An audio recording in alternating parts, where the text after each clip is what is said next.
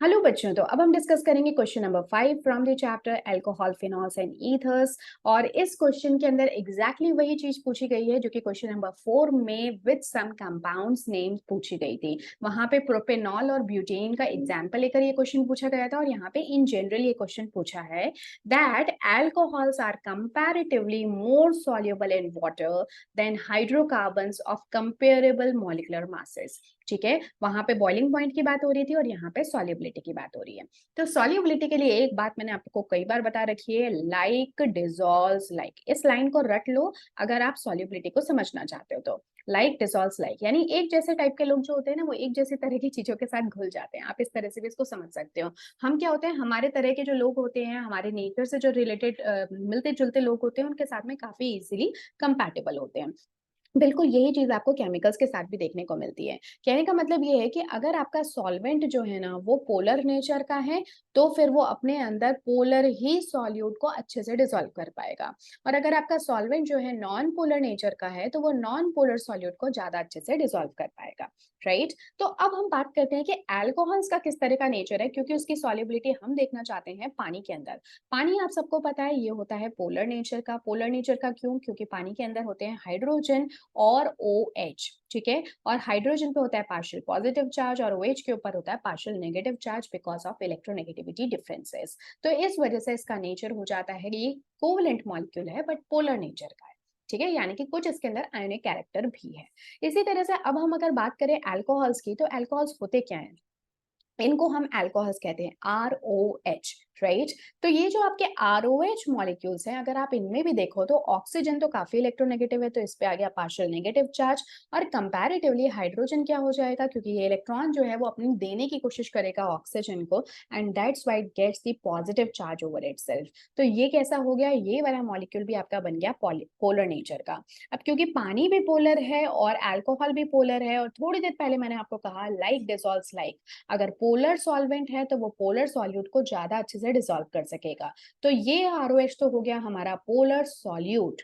और पानी क्या हो गया, क्योंकि ज्यादा क्वांटिटी में ले रहे हो उसको, इसलिए वो हो गया पोलर सॉल्वेंट। तो सीधी सी बात है, इनके बीच का जो इंटरेक्शन है वो काफी स्ट्रांग होगा। और कौन सा इंटरेक्शन होगा, तो ये आप ध्यान रखना, that would be hydrogen bonding.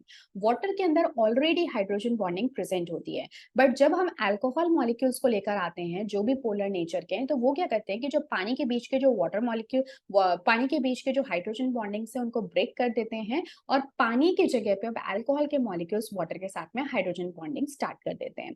और इसी एक्स्ट्रा हाइड्रोजन बॉन्डिंग की वजह से इनका बॉइलिंग पॉइंट भी ज्यादा हो जाता है, और इनकी सॉल्युबिलिटी भी बढ़ जाती है पानी के अंदर।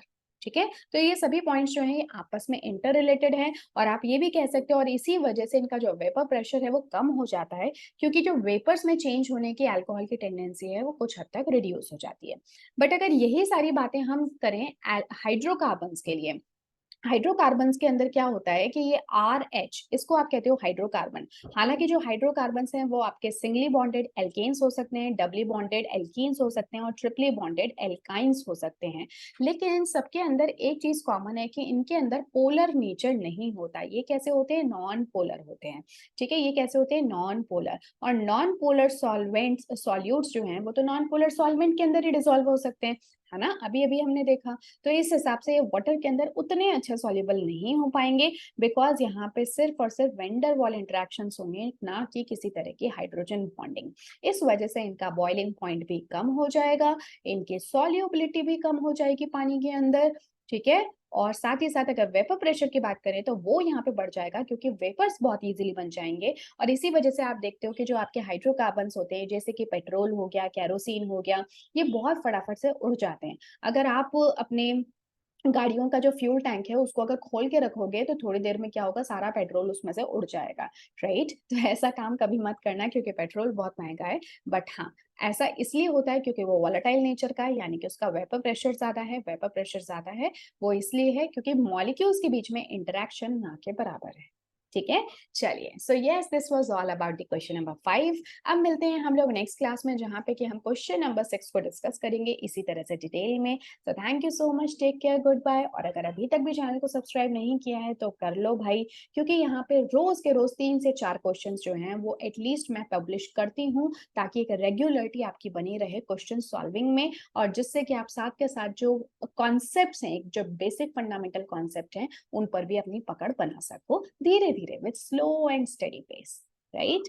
सो यस, अब मिलते हैं नेक्स्ट क्लास में, वहां पे डिस्कस करेंगे आगे आने वाले क्वेश्चंस को। Take care, good bye, thank you so much, see you very soon.